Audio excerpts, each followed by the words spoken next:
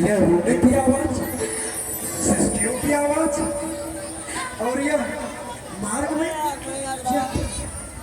रोने की आवाज कहां से आ रही है?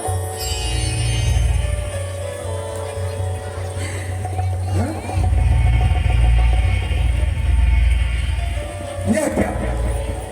यह तो मेरी प्राण प्रिय प्रियतम कैकेयी है। ऐसी दशा में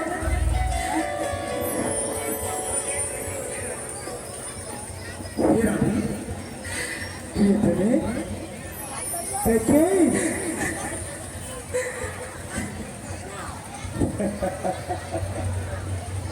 अब समझ में आया। लगता है मैंने ये संदेश रानी तक पहुंचाने में विलंब कर दिया कि तुम्हारा पुत्र राजा होने वाला है। वही रानी मुझसे रूठ गई है। कैकेयी वो प्राण प्रिय,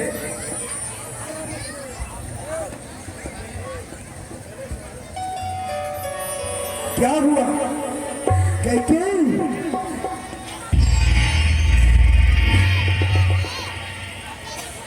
क्यों देती रही हो हे रानी, ऐसी क्यों दशा तुम्हारी है? मेरे जीवन की प्रेम लता तेरी सूखी क्यों डाली? मेरे जीवन की प्रेम लता तेरी डाली है। मेरे जीवन की प्रेम लता तेरी प्यारी है। मेरे जीवन की प्रेम लता तेरी प्यारी है। बिटिया क्यों गिरे मांग बिगड़े, क्यों बिखरे मोती सारे, क्यों कण फूल झुमके बिखरे, क्यों बिखरे वस्त्र तुम्हारे, क्यों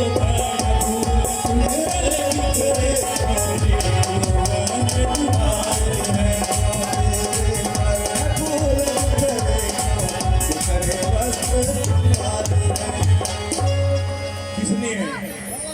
किसने है चंद्र ज्योति, किसने है चंद्र ज्योति जलाया है जीत रात, किसके सबब के सोच में छाया है जीत रात? वो जिसका कसूर उसका जिगर में जाग करूं, वो यदि सूरवीर भी तो उसे खाक में आग करूं। उठकर सोलह श्रृंगार करो, ये प्रीतम सुनो तो। अरे इधर तो आओ।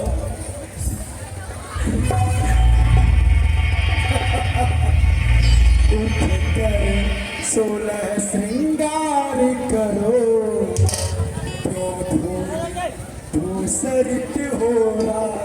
क्या संकट है, क्या पीड़ा, क्या संकट है, क्या पीड़ा है,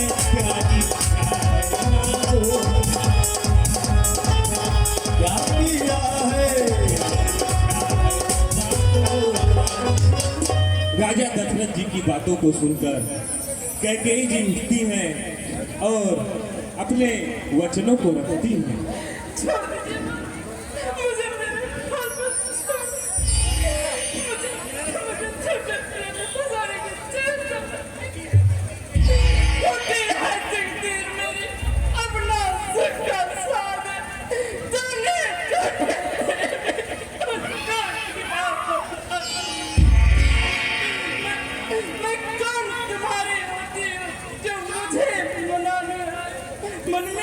मन में रखते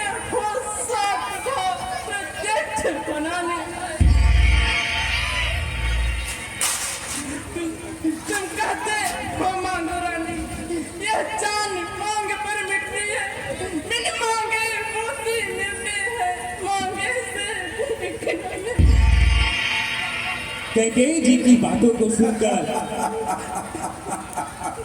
दशरथ जी को बहुत ही हंसी आती है और वे कहते हैं,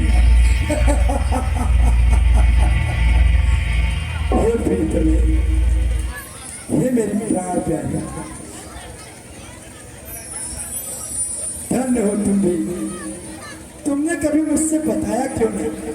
मुझे आज भी ज्ञात है, कहीं तुम भी तो वरदानों की बात तो नहीं कर रही हो जो देवासुर संग्राम में तुमने मेरे प्राणों की रक्षा की थी, जब दैत्यों ने चारों तरफ से मुझे घेर लिया था और तुमने मेरे रथ को उनके बीच से बाहर निकाला था। बता, घटाऊं किसकी पदवी को, बढ़ाऊं मान मैं किसका, बदन निचवाऊं कुत्तों से, तू कहते अभी जिसका। टपकते क्यों ये आंसू है, बढ़ी क्यों हित किया तेरी, वही है यार मौके पर जो कह दे अभी जुबा तेरी। तुम तो फूलों सी हंसती इस समय हुआ क्यों,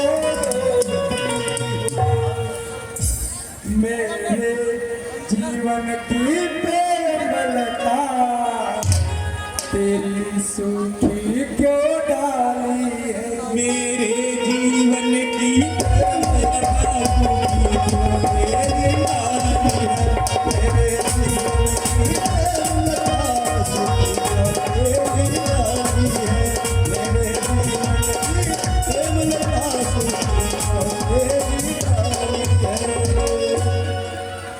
हे प्राणेश्वरी, बता बता क्या करना है?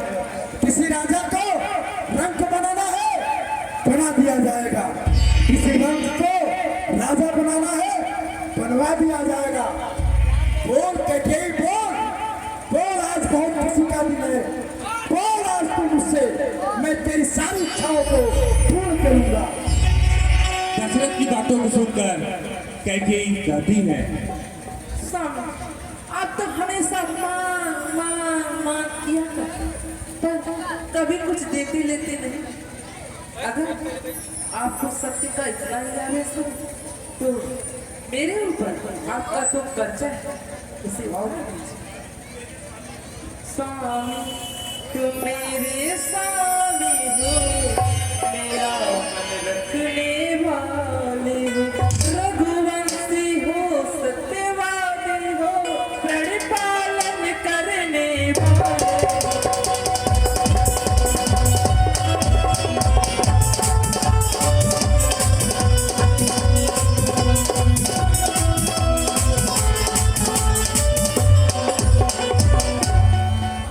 सतीश यादव रजिस्ट्रार जी की तरफ से 51 रुपए का पुरस्कार प्राप्त हुआ। आपको बहुत बहुत धन्यवाद। हे प्रीतमे, सुबन सेठ जी आपकी तरफ से 51 रुपए का प्राप्त हुआ। आपको बहुत बहुत धन्यवाद। हे प्रीतमे, वर्मा फैंसी इस फैमिली रेस्टोरेंट सैमल पोखरा देवगांव आपकी तरफ से 101 रुपए का पुरस्कार प्राप्त हुआ है। आप लोगों को बार धन्यवाद। कैकेयी की बातों को सुनकर दशरथ जी कहते हैं,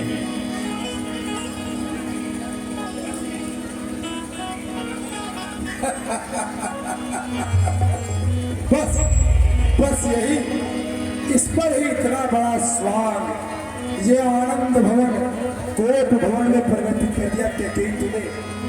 अरे तुझे तो पता है हम रघुवंशी हैं और हम अपने प्राण से कभी पीछे नहीं हटते। पता, जो चाहो मांगे प्राण प्रिय, वह वक्त खुशी का आया है, पर इस कोट भवन में आने का कुछ भेद समझ ना आया। मेरे प्राणों से प्यारी, बता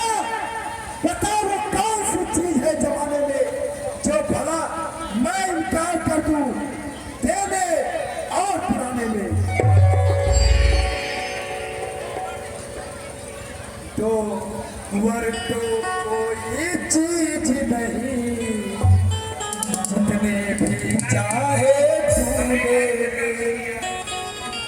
मैंने सीखा है नहीं नहीं, जो कुछ मन को भाए।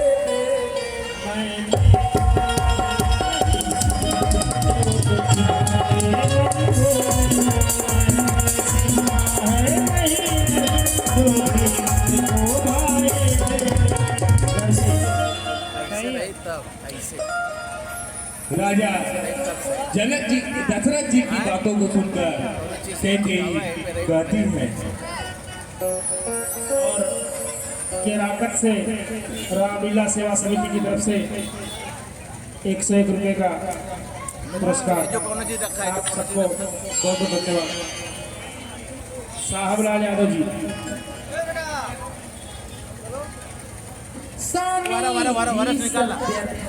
यह सब नकली जो खो जाते हैं समय पर बड़ी बड़ी कुछ रोष नहीं, उपहास नहीं करती हूँ मैं, उपहास नहीं। सच तो यह है अमुझको मर्दों पर है विश्वास।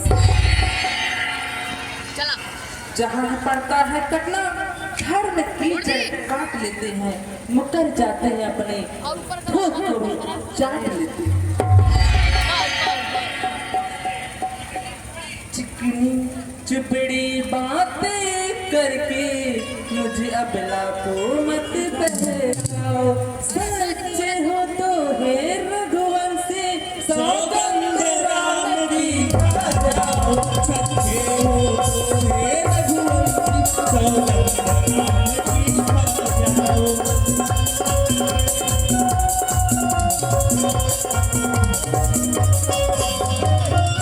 कैकेयी की इन बातों को सुनकर दशरथ जी बड़े ही व्याकुल होते हैं कि राम की सौगंध। ये तो क्या कह रही है, इसमें राम को क्यों बीच में लाती है? तुझे जो मांगना है वो मांग, राम को बीच में लाने की क्या आवश्यकता है? तुझे मुझसे चाहिए ना, पता तुझे क्या चाहिए बोल।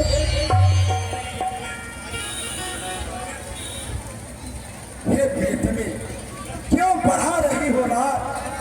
सत्य कहो तो झूठा रहा कभी मेरा व्यवहार। तन वसन कहने सजो फिर मांग लो जो है पसंद। हाँ देऊंगा सब कुछ आज ही, देऊंगा सब कुछ आज ही।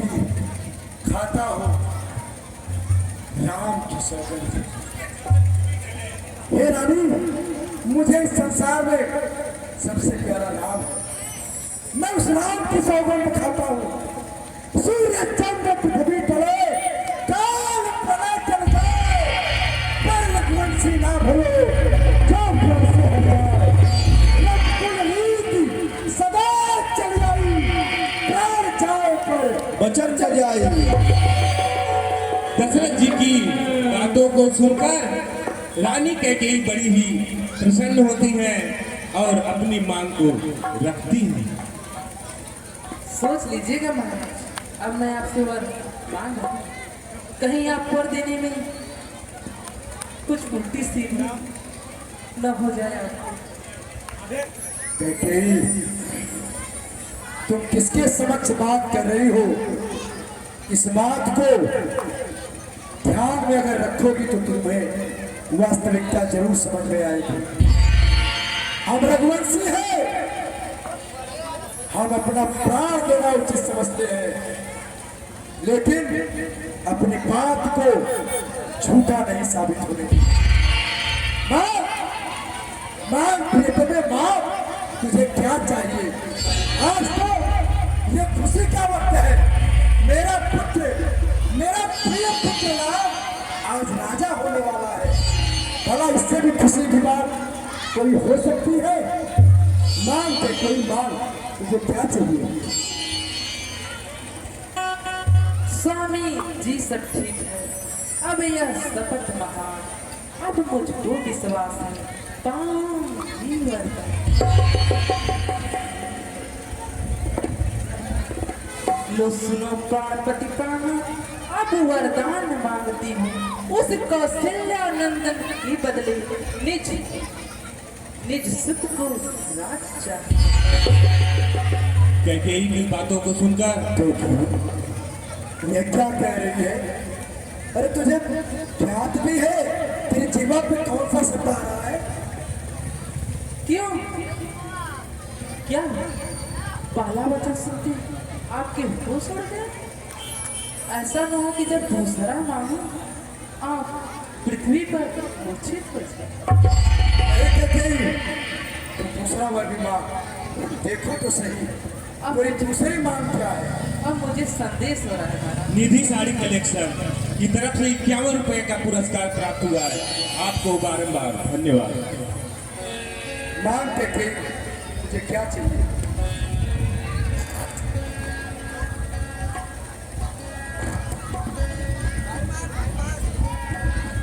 प्राणपति में मांगती हूँ प्रथम वचन सुहाना, हो भरत लाल को राज तिलक, पूरी हो मेरी भावना।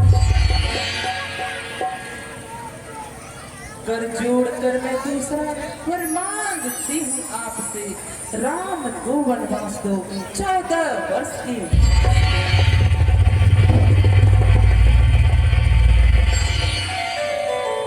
राजा जो राम राजा नहीं उदासी है, कल ही से 14 वर्षों को तख्ती बनकर बने। अरे कैकेयी, ये तू क्या कह रही है रे? तुझे ज्ञात भी है ये तूने क्या मांग लिया? अरे राम को बनवास, मेरे पुत्र राम को बनवास। अरे कैकेयी, ये तूने कैसा अनर्थ कर दिया रे?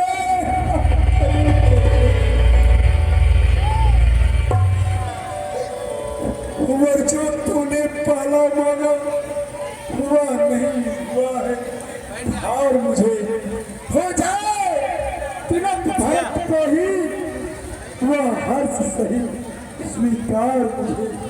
पर राम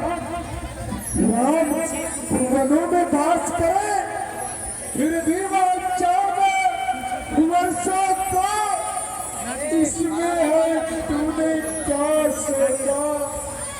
मैं समझ न पाया, बेटे को कुछ समझ न पाया बेटे को। रानी रानी रानी, ये तेरा पति जो तेरा पूज देता है, इस समय पाँव पकड़ तेरे बस तुझसे भीख मांगता है। तब से बनकर भी दूर न हो मुझसे आनंद धाम मेरा, मेरी इन बूढ़ी आंखों के आगे ही रहे राम मेरा। हो राम, हो राम, हो राम। क्यों? क्या हुआ? वो छोड़ गए या वचन पूरा करने के जोश? क्या भरत आपका पुत्र नहीं है? क्या दान देकर लाए हैं मुझे? क्या भरत न पुत्र आपके जो रंज होते हैं बहुत, क्या दाम देकर लाए हैं मुझे जो रो रहे हैं आज?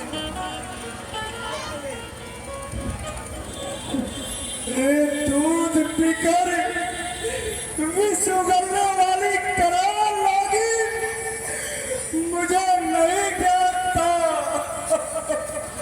मुझे तनिक भी नहीं ज्ञात था कि तेरी सुंदरता में इतना विष भरा है, इतना विष भरा है। हे देवी, तू किस मिट्टी की बनी है रे? तू अपने ही पुत्र को वनवास भेज दिए। तू तो मेरे सुख दुख की साथी है, और जब पति पर कोई विपत्ति आती है तो पत्नी बराबर की हकदार होती है रे। हाँ, क्यों अड़ी है तू उन दो सवाल पर? क्या तुझे कुछ नहीं बताया मेरे इस हाल पर? दशरथ जी की बातों को सुनकर कैकेयी जी कहती हैं, देखिए माँ, मुझसे दया की भीख मत मांगिए। उठिए और अपने वचनों को पूरा कीजिए। कैकेयी की बातों को सुनकर दशरथ जी कहते हैं, बस बस बस बस अब हो चुका, जो होना था सूर्यवंश में नहीं तो होगा महाभिशाप। ओ नीच बुद्धि वाली नारी, ऊंचे से हमें गिराती है। जो सत्य हमारा जीवन है उससे तू हमें दिखाती है। हम सूर्यवंश के चावल में कालिमा नहीं आने देंगे। सुनती है सब कुछ देंगे पर वचन नहीं छाड़ेंगे। क्या क्या उनसे बर्ताव लगे तो धर्म हमारा जाता है। इस राम बन जाता है तो ये प्राण सिधारा जाता है।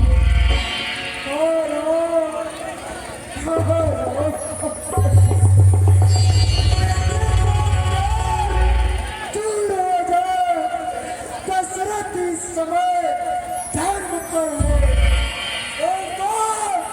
पलायन हो जाओ दशरथ इस समय धर्म पर है। रानी रानी क्या कहती है? मुझको अभिमान धर्म पर है। तू क्या मैं क्या समता में क्या, सब कुछ बलिदान धर्म पर है।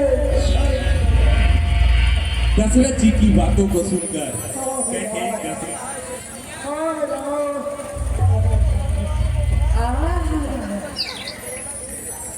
क्या हुआ? होश उड़ गए? वचन पूरा करने के जोश खत्म। महाराज,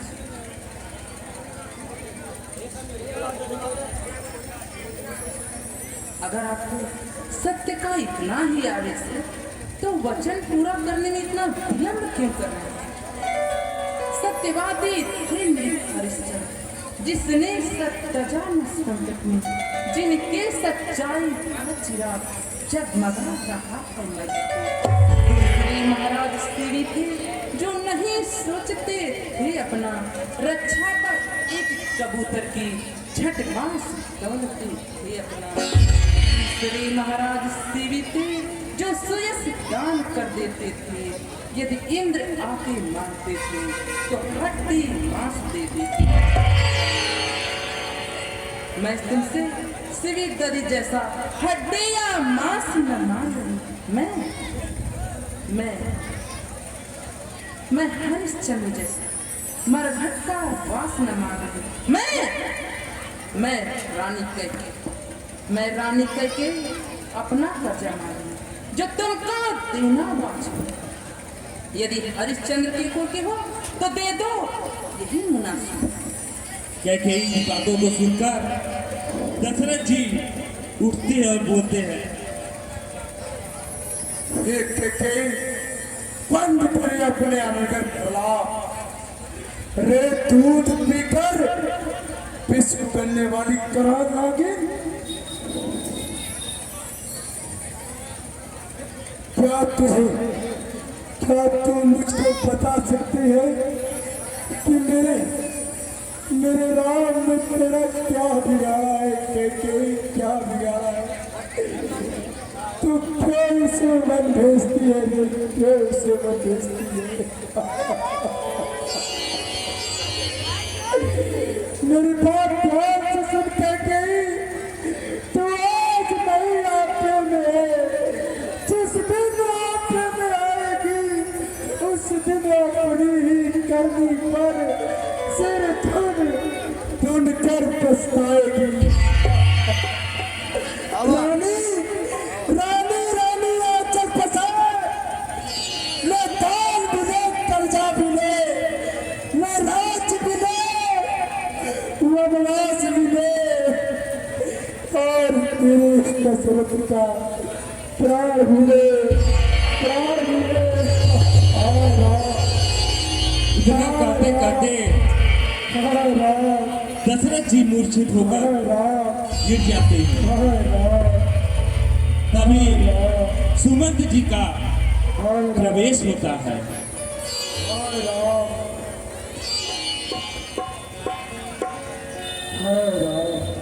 इधर यह घटना घट रही है, उधर राज तिलक की तैयारी हो रही है। सभी लोग इंतजार कर रहे हैं कि महाराज अभी तक दरबार में आए नहीं। उन्हीं को लेने के लिए गुरु जी ने सुमंत जी को भेजा है। सुमंत जी महल में आकर दशरथ जी के कक्ष में पहुंचते हैं।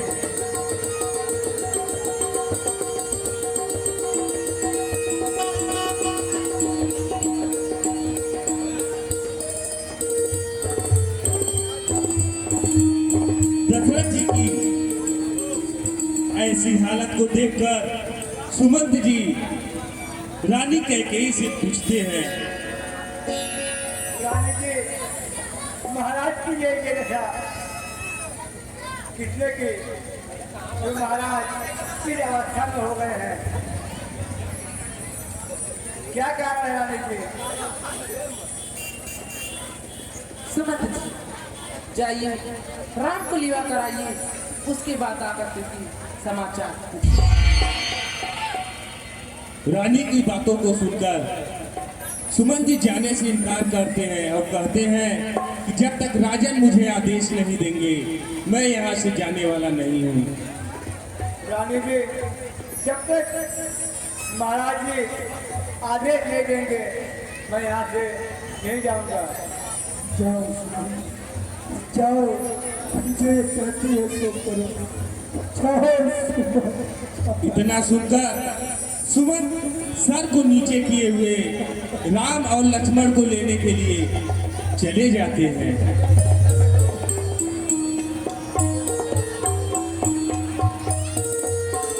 सुमंत के जाने के बाद रानी कैकेयी दशरथ से कहती है,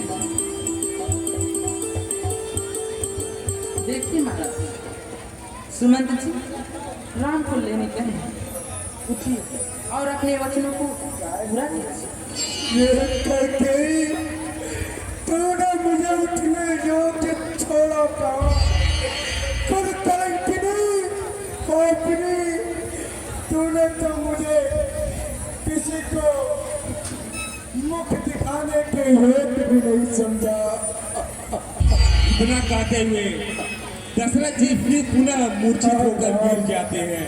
तभी सुमंत जी राम और लक्ष्मण को लेकर आते हैं।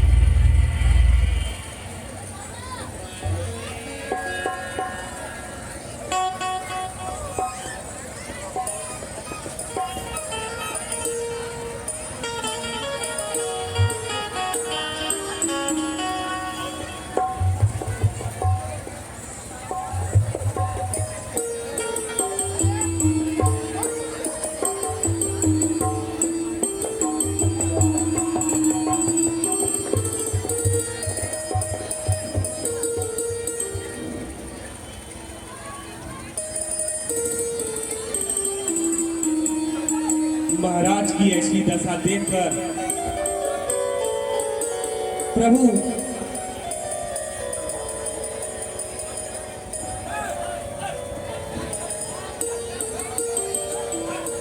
पिताश्री।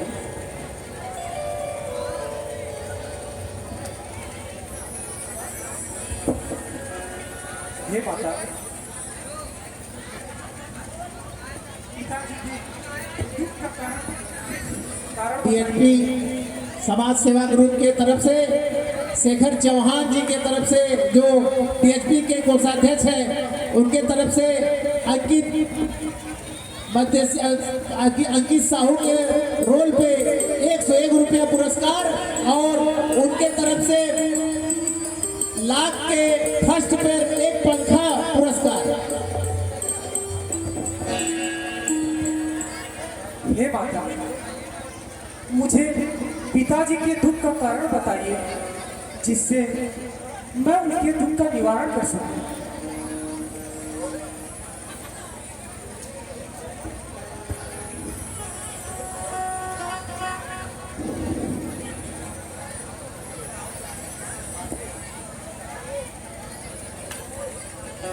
राम जी की बातों को सुनकर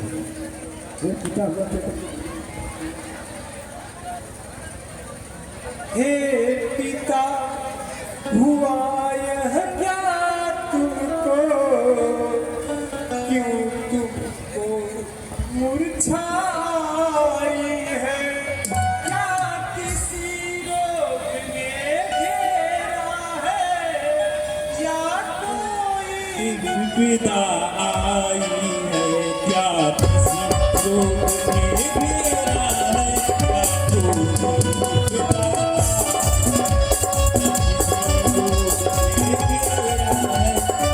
विदा मंत्री मंत्री मंत्री, माता माता, क्यों पिता मेरे अपनाए हैं, क्या मुझसे कुछ अपराध हुआ, मेरे पिता रिसाए हैं। मुझे अपराध हुआ जो मेरे प्यार से आए, मुझसे कुछ अपराध हुआ जो मेरे प्यार से आए। राम जी की बातों को सुनकर कैकेयी कहती है, पिता सुनो, राजा को तुम प्राणों के समान प्रिय हो। राजा शीला से नहीं छोड़े। तुम बार बार यह पूछ रहे किस दुख ने इन्हें दबाया, इसका कारण बतलाने को मैंने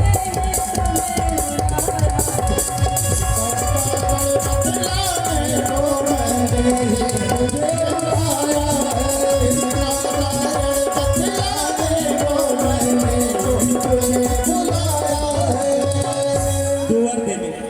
दोवर देने का वचन मुझे अधेश्वर ने तेरा पाता। जब समय हुआ तब मांग लिया जो कुछ भी मुझे मांगना था। जब समय हुआ तो मांग लिया जो कुछ भी हमें मांगना था। जब समय हुआ तो मांग लिया जो कुछ भी हमें मांगना था। मांगा यह तिलक भरत को वन को 14 वर्षों का वनवास तुम्हें यह सुन मूर्छावंत हुए। इच्छा थी रखे पास तुम्हें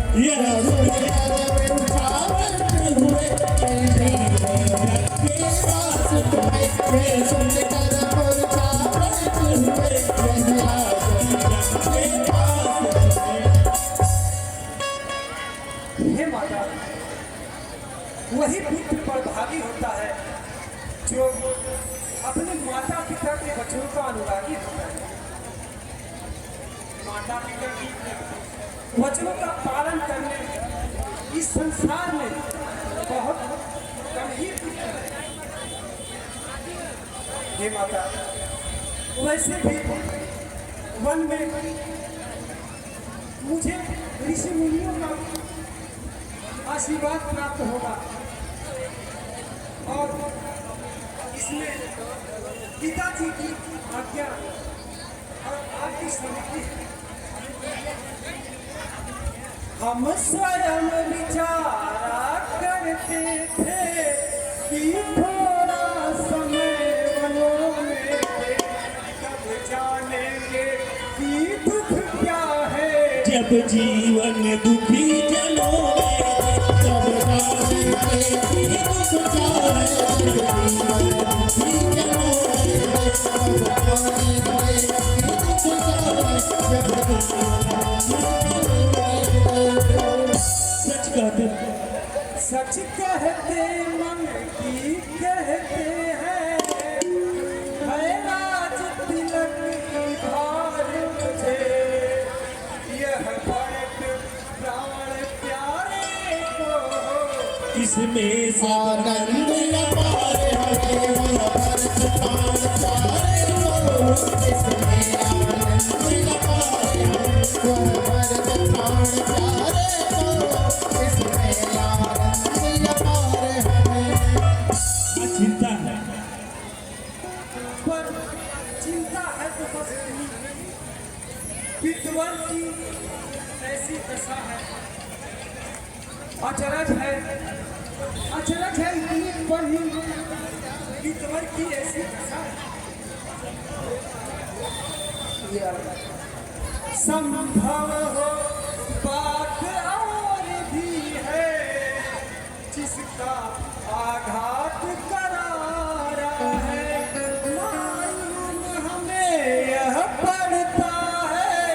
कोई अपराध हमारा है, मालूम हमें ये पड़ता है। कोई अपराध हमारा है, मालूम हमें ये पड़ता है। कोई अपराध हमारा है। राम जी की बातों को सुनकर कैकेयी कहती है, हे राम, तुम राजा को प्राणों के समान प्रिय हो। हे राम, तुम जितने क्षण भावोगे इनका दुख बढ़ता ही जाएगा। सो हे तात, तुम जल्द से जल्द यहाँ से जाओ। हे माता, अगर मेरे रहने से पिताजी का दुख और बढ़ेगा तो मैं आज सीधे चला जाता। ठहरो, है अंतिम आज्ञा और फिर लौट यहीं पर आना तुम। मैं वलकल वस्त्र मंगाती हूँ, वह पहाड़ बनों को जाना तुम। मैं वलकल वस्त्र मंगाती हूँ, वह पहाड़ बनों को जाना तुम। मैं वलकल वस्त्र मंगाती हूँ, वह पहाड़ बनों को जाना तुम। जो आज्ञा हो। यह समाचार महल में चारों तरफ फैल जाती है